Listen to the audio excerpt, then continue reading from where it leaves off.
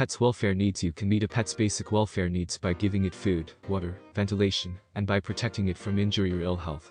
Taking care of your pet also means meeting a pet's emotional needs. 2. Remember these basic needs, so your pet doesn't suffer from thirst, hunger, and an unhealthy discomfort, pain, injury, and fear and distress. Let your pets express their natural self. Remember that depending on your pet's age, breed, and individual quirks, you will need to consider different needs. Behavioral needs. Even if they were domesticated a long time ago, both cats and dogs still have a natural urge to express behaviors linked to their evolution.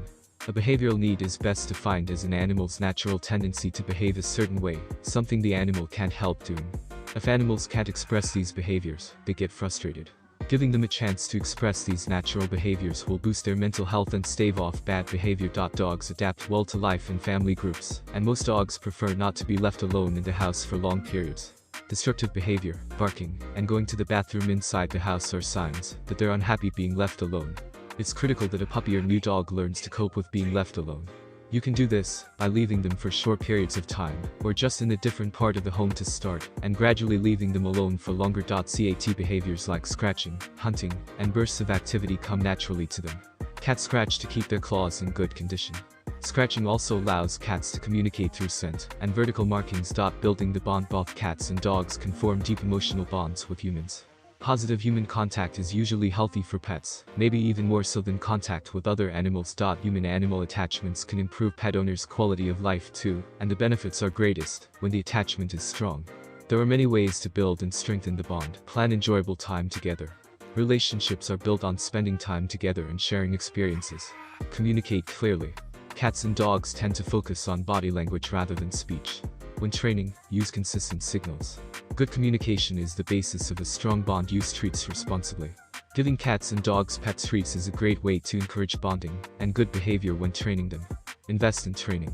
Well-trained dogs enjoy life more and are a pleasure to have around. Training also helps reduce dogs' frustration, since it's easier for trained pets to understand what's expected of them. Learn about pet behavior. Take time to understand body language and facial expressions that might indicate happiness or stress. If pets feel they can rely on their owner for protection, they'll feel closer to their human sidekick. Provide plenty of personal contact.